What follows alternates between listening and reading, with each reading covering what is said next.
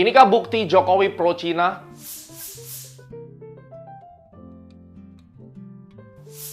Masyarakat yang sudah keracunan agama disesatkan oleh mafia politik akhirnya kembali menjadi korban. Bukannya mereka diberi kesempatan belajar, tetapi malah digiring terus menuju ke kesesatan tingkat tinggi. So let's cut the bullshit and straight to the point. Kita bicara data dan bukan hanya cerita fiksi yang akan membuat masyarakat makin hari makin goblok, nggak bisa berpikir. Ya, mari kita mulai. Baru-baru ini dikabarkan bahwa Indonesia setuju dengan Cina untuk menggunakan mata uang Chinese Yuan di dalam international trades antar mereka. Lalu muncullah booster-booster dan orang-orang yang mulai menggoreng situasi. Pertanyaan adalah, kenapa sih harus Yuan? Bagi mereka, Yuan itu dianggap sebagai lambang eksploitasi Cina terhadap bangsa Indonesia. Indonesia tidak punya berdaulat lagi, menjual diri ke Cina, Jokowi pro-Cina. Ini yang tidak benar, tidak waras. Mari saya ceritakan dan Anda ambil pulpen dan buka otak Anda baik-baik untuk bisa berpikir sebagai seorang manusia. Yang pertama, kenapa sih harus Yuan? Mata uang ini dipilih untuk international trade antara Indonesia dan Cina. Tujuannya apa? Melindungi Indonesia dari kebuasan skandal perebutan tahta industri global antara USA dan China. Ingat baik-baik. Mari kita bicara pakai data dan bukan cerita fiksi atau opini daripada YouTuber-YouTuber yang semakin liar menggiring opini masyarakat untuk melawan pemerintah dan bernegatif thinking kepada negara. Yang pertama, kita akan melihat data tentang import dan ekspor China dengan Indonesia. Anda saat ini melihat, berdasarkan data tersebut, kita tahu bahwa suka tidak suka Indonesia dan China menjalin hubungan harmonis untuk import dan ekspor dengan nilai, Anda harus tahu importnya saat ini mencapai 24,9 miliar US dollar, sedangkan ekspornya mencapai 19 miliar US dollar. Artinya, negara kita harus membeli US dollar untuk bisa bertransaksi dengan China. Demikian juga China harus mengkonsumsi US dollars untuk bisa bertransaksi dengan Indonesia. Mari kita berhenti sejenak. Kita pikir sekali lagi. Kalau tadi impor sebanyak 24 miliar US dollar dan ekspor hanya 19 miliar US dollar, tentunya ini menjadi angka yang selisih. 5,8 miliar US dollars itulah yang kita sebut dengan trade deficit. Ya, berarti selama trade deficit itu terus berlangsung, barang-barang Cina banyak masuk ke Indonesia, which is semua dari industri, retail, dan seterusnya. Apabila Anda memakai barang Cina, kalau Anda tidak suka ya buang saja ke laut barangnya, karena tidak bisa dipungkiri, mobil, pakaian, minuman, makanan, handphone, laptop, apapun itu, bahkan TV yang Anda sekarang sedang pakai untuk melihat saya, itu adalah made in China. Jadi, yang namanya trade deficit itu pasti akan terjadi. China adalah negara manufaktur terbesar di dunia yang juga memberikan banyak hutang pada negara-negara raksasa seperti Amerika, Eropa, dan lain-lain. Pertanyaannya adalah kalau itu hutangnya dari Indonesia, Anda mengatakan bahwa Indonesia hutang ke Cina, menjual diri ke Cina. Tapi apakah Anda berpikir bahwa kenapa Amerika punya hutang miliar triliun rupiah kepada Cina? Tanda tanya besar kan? Kalau Anda benci Cina, sekali lagi, buang semua handphone buatan Cinamu, khususnya bagi kaum yang selalu rasis dan keracunan agama. Buang semuanya. Tutup acara ini, banting laptopnya. Tidak ada di belahan dunia ini negara yang tidak menikmati kehebatan dan manufaktur dari industri di Cina. Dengan fakta yang sangat jelas bahwa Indonesia masih melakukan hubungan dagang yang baik kepada Cina, maka akan sangat strategik apabila kita menggunakan mata uang Yuan untuk bertransaksi antara Cina dan Indonesia. Ingat, ada 24 miliar melawan 19 miliar US dollar yang menyebabkan defisit 5,8 miliar US dollar. Ya. Kenapa saya berkata bahwa strategik kita menggunakan Yuan? Karena Cina adalah mafia tukang manipulasi mata uangnya. Dengan terus-menerus melakukan devaluasi untuk menghajar musuh bebuyutannya, yakni Amerika Serikat. Ini yang Anda harus tahu.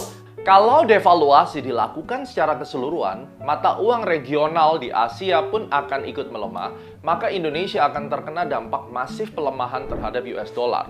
Walaupun Cina yang devaluasi, tentunya rupiah akan kena hajar juga dan melemah makin jatuh terhadap US dollar yang disebabkan oleh terganggunya proses impor dan ekspor serta potensi defisit yang makin besar terhadap US dollar. Ingat, setiap kali Indonesia mau melakukan impor, Indonesia harus membeli US dollar terlebih dahulu. Dengan kurs yang begitu lemah ya terhadap US dollar, maka defisit akan makin besar. Indonesia di masa tahun 2015 dan tahun 2019 masih menggunakan US dollar saat berdagang dengan China.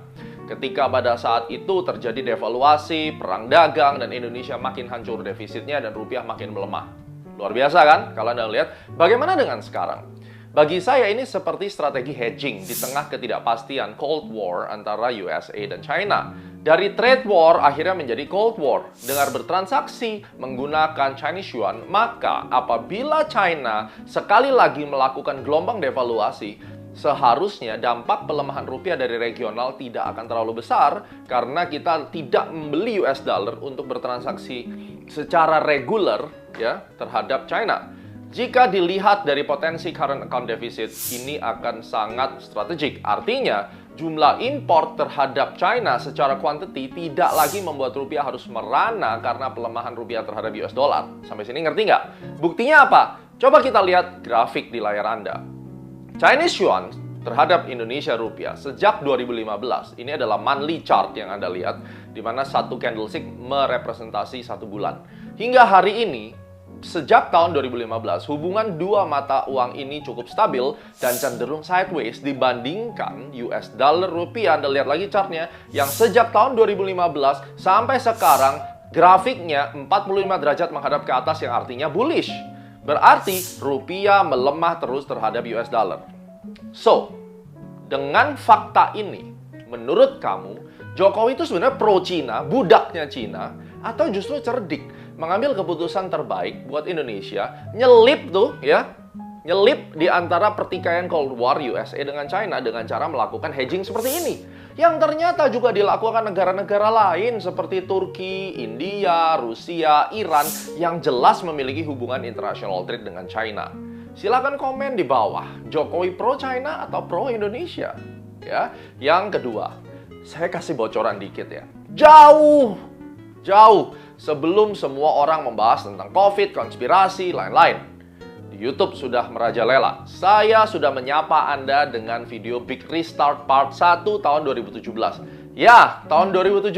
Bukan cerita fiksi pansos di kala COVID untuk mendapatkan subscriber dan menjual produk-produknya di masa yang akan datang. Dan video tersebut saya update tahun 2020 melalui Big Restart number 2. Silakan lihat dulu ya cuplikannya. Kalau mau lihat full versionnya, silakan lihat di YouTube. Mari kita tonton. Secara keseluruhan kalau kita mau konekkan, semua terkonek karena politik, social culture, kemudian ekonomi itu semua menjadi satu. The big system restart akan terjadi dan Anda akan melihat kehancuran ekonomi tahap kedua yang dimotori oleh political crisis. Ini yang saya call. Sudah terjadi, ada perang Cina melawan Amerika melalui trade war, dan itu sudah membuat kalang kabut para pedagang dan para pelaku ekonomi mengalami kesulitan. Ekonomi mulai tergoncang. Kalau Anda masih ingat, selama 2019 isunya adalah trade war.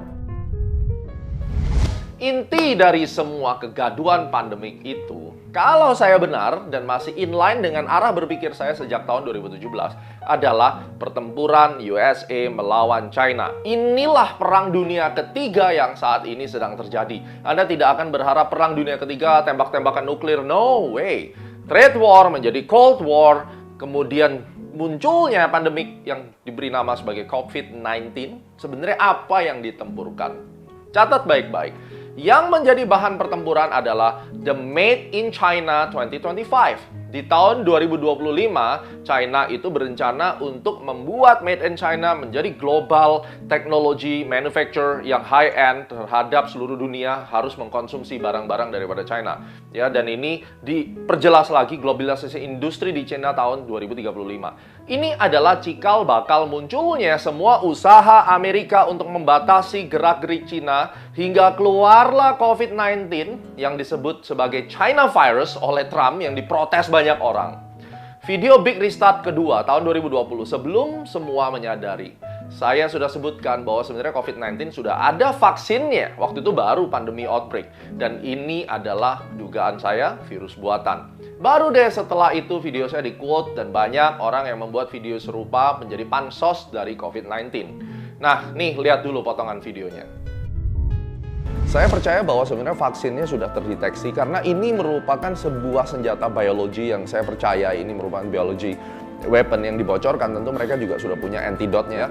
Jadi ini yang kita ketahui bahwa kalau ini memang konspirasi teori, maka antidotnya akan diberikan setelah mereka sudah puas untuk mengambil semua barang, baik itu di saham, baik itu mengakuisisi perusahaan yang sudah kolaps. So, terjadi kan apa yang saya lihat di awal Indonesia terkena pandemi pada saat itu belum PSBB. So, intinya apa sih sebenarnya? Dugaan saya, Amerika sengaja ingin menghajar kredibilitas Cina, menghancurkan industri Cina dengan menelorkan virus COVID-19 di kota industri, atau mungkin Anda tahu sebagai Wuhan, dan memprovokasi seluruh dunia untuk membenci China. Kenapa? Karena mereka tahu apabila tanpa massive plan seperti ini, maka China 2025 akan terrealisasi. Nampaknya mereka mulai berhasil. Di mana China saat ini gagal mencapai target sesuai schedule dan harus membuat the 14 5 years plan untuk mencapai globalisasi teknologi pada tahun 2035. Selain itu, Amerika berhasil memprovokasi untuk ikut memiliki sosial media China yang populer di Indonesia, yakni TikTok. Anda anak alay dari TikTok juga, Anda wajib nonton ini. Dengan ancaman, kalau Amerika tidak diizinkan memiliki saham atau dengan structure membuat company baru dengan kepemilikan di TikTok, maka TikTok akan di-ban masuk di Amerika. Akhirnya ancaman ban-banan terjadi. Waktu itu kasusnya sebelumnya Huawei dan seterusnya. Wah, kompleks banget deh pokoknya ya. Tapi yang jelas Anda harus tahu bahwa TikTok juga mulai diintervensi oleh Amerika. Ini adalah inti dari semuanya, guys. Inilah the real capitalism. Sampai kapan urusan USA dan China ini akan berakhir? Sampai mereka akan ketemu di tengah pada 2025 atau 2030. We will see. Dan Anda mendengar ini pertama dari saya, dan Anda akan selalu ingat Astronaci.